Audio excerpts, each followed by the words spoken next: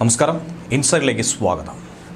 ഇപ്പോൾ social media ഹാൻഡിലുകളിലും ചാനലുകളുടെ താഴെ കമൻറ്റ് ബോക്സിലും കാണാൻ സാധിക്കുന്ന ഒരു പ്രധാനപ്പെട്ട കാര്യം, ജസ്റ്റിസ് ഫോർ നവീൻ ബാബു എന്ന് പറഞ്ഞെടുത്ത് നവീൻ ബാബുവിനെ സ്വന്തം ഭാര്യ മഞ്ജുഷ ചതിച്ചു എന്ന രീതിയിലേക്ക് കാര്യങ്ങൾ കൊണ്ടുചെന്നെത്തിക്കുകയാണ്. കഴിഞ്ഞ ദിവസം മഞ്ജുഷയുടെ വക്കീലിൻ്റെ വക്കാലത്തൊഴിഞ്ഞതും വക്കീൽ തങ്ങൾക്ക് വേണ്ടിയല്ല വാദിക്കുന്ന എന്ന തരത്തിലുള്ള വാർത്തകൾ പല മാധ്യമങ്ങളും പുറത്തുവിട്ടതും ഏവരും കണ്ടതാണ്.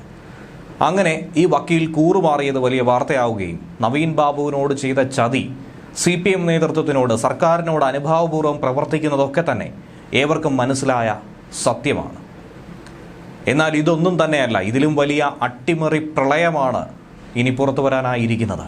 അതുമായി ബന്ധപ്പെട്ട കേസുകൾ നിലവിൽ കോടതിയുടെ ശ്രദ്ധയിലേക്ക് എത്തിക്കാനാണ് ശ്രമിക്കുന്നത്. ശരിക്കും മഞ്ജുഷയ്ക്ക് അടിതെറ്റിയത് എവിടെയാണ്? എന്താണ് ശരിക്കും സംഭവിച്ചത്? എവിടെയാണ് അട്ടിമറി മണത്തത്? ഈ കാര്യങ്ങളൊക്കെ വളരെ വിശദമായി മഞ്ജുഷയും മനസ്സിലാക്കുന്നു, ലോകത്തോട് വിളിച്ചു പറയാൻ തയ്യാറാക്കുന്നു. കണ്ണൂർ മുൻ ADM നവീൻ ബാബുവിൻ്റെ മരണവുമായി ബന്ധപ്പെട്ട കേസിലെ അപ്പീലിൽ CBI അന്വേഷണം എന്ന ആവശ്യത്തിൽ നിലകൊണ്ടിരുന്ന ഭാര്യ മഞ്ജുഷ കഴിഞ്ഞ ദിവസം കോടതിയിൽ വാദമുണ്ടായപ്പോൾ CBI അന്വേഷണം ലഭിച്ചില്ലെങ്കിൽ പോലും ക്രൈംബ്രാഞ്ച് അന്വേഷണം നടന്നാൽ മതി എന്നുള്ള ഒരു വാദം ഉയർന്നിരുന്നു. ഏവരും സംശയത്തോടു കൂടി ചോദിച്ചതാണ്, SIT അന്വേഷിക്കുന്ന കേസ് അത് ക്രൈംബ്രാഞ്ചിലേക്ക് പോയി കഴിഞ്ഞാൽ എന്ത് നേട്ടമാണ് ഉണ്ടാകുന്നത്? അതും സംസ്ഥാന പോലീസ് അല്ലേ എന്നുള്ള ചോദ്യം ഉണ്ടായിരുന്നു. CBI അന്വേഷണം എന്നതുകൊണ്ട് ഉദ്ദേശ ലക്ഷ്യമുണ്ടായിരുന്നു. എന്നാൽ അതിന് വിപരീതമായിട്ടുള്ള പ്രവൃത്തിയല്ലേ മഞ്ജുഷ ഈ ചെയ്തത്? അങ്ങനെ നിരവധി ആളുകളാണ് മഞ്ജുഷയെ കല്ലെറിഞ്ഞത്. നവീൻ ബാബുവിൻ്റെ ആത്മാവിനോട് പോലും ക്രൂരത കാട്ടിയെന്ന് പലരും വാ തോരാതെ സംസാരിച്ചു, മഞ്ജുഷയെ ക്രൂശിച്ചു. എന്നാൽ ശരിക്കുമുള്ള വസ്തുത, അങ്ങനെ ഒരു അന്വേഷണമേ താൻ ആവശ്യപ്പെട്ടിട്ടില്ല.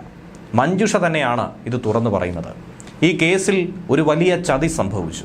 അതേക്കുറിച്ചുള്ള കൂടുതൽ വിവരങ്ങളും പുറത്തു വരുന്നുണ്ട്. മുതിർന്ന അഭിഭാഷകൻ കൂടിയായ ശ്രീകുമാറാണ് ഈ കേസ് നോക്കിയിരുന്നത്. CBI അന്വേഷണം എന്ന ഒരൊറ്റ കാര്യത്തിൽ ഉറച്ചു നിന്നിരുന്നു മഞ്ജുഷ. പക്ഷേ ഏറ്റവും ഒടുവിൽ ഡിവിഷൻ ബെഞ്ചിലേക്ക് പോയപ്പോൾ ഹർജിക്കാരിയുടെ താല്പര്യത്തിന് വിപരീതമായി അവരോട് പോലും അനുവാദം വാങ്ങാതെ ക്രൈംബ്രാഞ്ച് അന്വേഷണത്തിൻ്റെ ആവശ്യമാണ് അഭിഭാഷകൻ കോടതിയിൽ പറഞ്ഞത്. എന്തിനു വേണ്ടി? ആർക്ക് വേണ്ടി? മഞ്ജുഷയുടെ വക്കാലത്ത് ഏൽപ്പിച്ചവരുടെ താല്പര്യമല്ല, പകരം മറ്റ് ചിലർ നിർദ്ദേശിച്ചതുപോലെയുള്ള പ്രവൃത്തിയാണ് അവിടെ നടത്തിയത്. അതിലൂടെ തന്നെ കേസിൽ എത്രത്തോളം അട്ടിമറി ഉണ്ടായി എന്നുള്ളത് മനസ്സിലാക്കാം. നവീൻ ബാബുവിൻ്റെ കുടുംബത്തെ ചതിച്ച സീനിയർ അഭിഭാഷകൻ ശ്രീകുമാർ സർക്കാരിന് വേണ്ടി പ്രവർത്തിച്ചു, സർക്കാരിന് വേണ്ടി കൂറുമാറി എന്നുള്ള കാര്യം വളരെ ശക്തമായി ഏവരും അങ്ങനെ വാദിക്കുന്നു. എന്നാൽ ഇത് ആദ്യമായിട്ടല്ല ഇങ്ങനെ ഒരു പ്രവൃത്തി ഇദ്ദേഹം ചെയ്തിരിക്കുന്നത് എന്നാണ് പല മാധ്യമങ്ങളും ചൂണ്ടിക്കാണിക്കുന്നത്. നിരവധി വിഷയങ്ങൾ പുറത്തു വരുന്നു. അതിൽ അട്ടപ്പാടി മധു വധക്കേസും TP ചന്ദ്രശേഖരൻ കേസും വാളയാർ കേസും ഒക്കെ തന്നെ ഉദാഹരണമായി പലരും ചൂണ്ടിക്കാണിക്കുകയാണ്. ഇങ്ങനെ ഒരു ആരോപണം ഇതിന് പിന്നാലെ ഉയർത്തുകയാണ്. ഇദ്ദേഹത്തിനെതിരെ ശക്തമായി തന്നെ ഏവരും ചൂണ്ടിക്കാണിക്കുന്നു. നവീൻ ബാബുവിൻ്റെ CBI അന്വേഷണത്തിന് വേണ്ടിയുള്ള കേസിൽ S. ശ്രീകുമാർ കുടുംബത്തിൻ്റെ നിലപാടിന് വിപരീതമായി നിലപാട് സ്വീകരിച്ചത് എന്തിനു വേണ്ടി? സ്വാർത്ഥ ലാഭത്തിനോ, സർക്കാരിൻ്റെ മുഖം രക്ഷിക്കാനോ, അതോ CPMലെ ചില ഉന്നതർ അകത്തു പോകാതിരിക്കാനോ, മറ്റു പലരെയും സംരക്ഷിക്കാനോ? ഇങ്ങനെയുള്ള പല ചോദ്യങ്ങളും ഉയർന്നു കേൾക്കുന്നുണ്ട്. സമാനമായി തന്നെ വിപരീത നിലപാട് മധുവിൻ്റെ പ്രോസിക്യൂട്ടർ നിയമനത്തിലും ഉണ്ടായി എന്നുള്ള ആരോപണം ഉയർന്നു കേൾക്കുന്നുണ്ട്. അട്ടപ്പാടിയിൽ ആൾക്കൂട്ട ആക്രമണത്തിന് ഇരയായി ഏറ്റവും ഒടുവിൽ കൊല്ലപ്പെട്ട ആദിവാസി യുവാവാണ് മധുവിൻ്റെ ബന്ധുക്കളും സമാനമായ പരാതി മുന്നോട്ട് കൊണ്ടുവരുന്നുണ്ട്. കേസിൽ കുടുംബം വേണമെന്ന് പറഞ്ഞ പ്രോസിക്യൂട്ടറിന് പകരം വേറൊരു വക്കീലിനെ നിയമിക്കാൻ ശ്രീകുമാർ നീക്കം നടത്തി. ഹൈക്കോടതി രജിസ്ട്രാർക്കും ബാർ കൗൺസിലിനും പരാതി കൊടുക്കാനാണ് മധുവിൻ്റെ കുടുംബം ഇതിന് പിന്നാലെ നടപടി സ്വീകരിക്കാൻ ഒരുങ്ങുന്നത്. KK രമയുടെ വക്കാലത്ത് TP ചന്ദ്രശേഖരൻ വധക്കേസുമായി ബന്ധപ്പെട്ടെടുത്ത് കേസ് നടത്തി കേസ് നീട്ടിക്കൊണ്ടുപോയത് ശ്രീകുമാറാണെന്നുള്ള ആക്ഷേപവും ഒരു ഭാഗത്ത് ഉയർന്നു കേൾക്കുന്നുണ്ട്. കേസിലെ വക്കാലത്തൊഴിഞ്ഞാണ് KK രമയും ഈ കേസിൽ രക്ഷപ്പെട്ടതെന്ന് പറയാൻ സാധിക്കും. അങ്ങനെ കേസുകളെ അട്ടിമറിക്കുന്നതിൽ വിദഗ്ധനാണ് ഈ വക്കീൽ എന്നുള്ള ആരോപണം ശക്തമായി പലരും ഉയർത്തുന്നുണ്ട്. വാളയാർ കേസിലും സമാനമായ അട്ടിമറി ഈ മുതിർന്ന അഭിഭാഷകൻ നടത്തിയെന്നും തൻ്റെ കക്ഷികളെ സംരക്ഷിക്കുന്നതിന് പകരം പ്രതിസ്ഥാനത്ത് നിൽക്കുന്നവരെ രക്ഷിക്കാനുള്ള തത്രപ്പാടാണ് ഇയാൾ നടത്തുന്നത്. എതിർകക്ഷികളുടെ താല്പര്യം സംരക്ഷിച്ച് അവരെ രക്ഷിച്ചെടുക്കുന്ന നിലപാടുകാരനാണ് ഈ അഭിഭാഷകൻ. അങ്ങനെ വരുമ്പോൾ അഭിഭാഷക വൃത്തിക്ക് തന്നെ കളങ്കമായി ഇത് മാറുന്നുവെന്ന് പലരും ആക്ഷേപിക്കുന്നു. നവീൻ ബാബു കേസിലും സമാനമായ സംഭവമുണ്ടായി.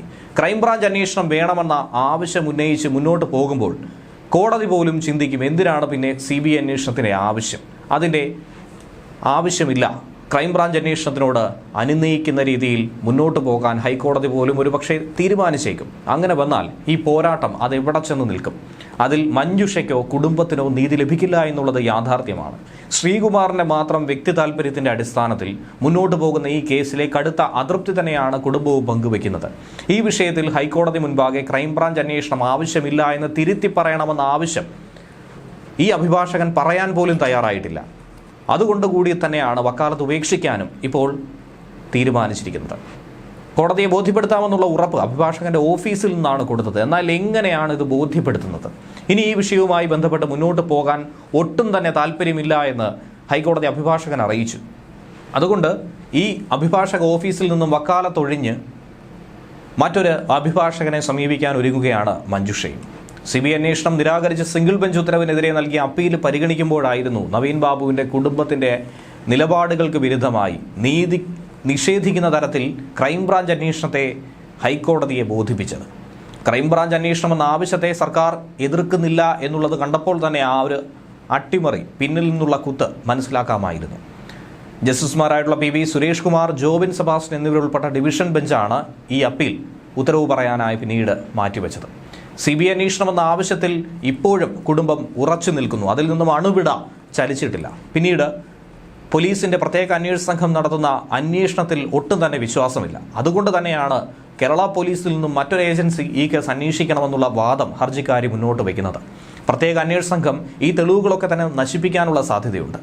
യഥാർത്ഥ പ്രതികളിലേക്ക് എത്തിച്ചേരില്ല എന്നുള്ള വ്യക്തമായ കാര്യം മഞ്ജുഷയ്ക്കും അതുപോലെ തന്നെ ജനങ്ങൾക്കും ബോധ്യമായിട്ടുണ്ട്. രാഷ്ട്രീയ സ്വാധീനമുള്ള പ്രതിയെ സംരക്ഷിക്കാൻ ഇപ്പോഴത്തെ സർക്കാരും അതുപോലെ അന്വേഷണ സംഘവും ശ്രമിക്കുന്നു എന്നുള്ള ആരോപണം കുടുംബം ഉന്നയിക്കുന്നുണ്ട്.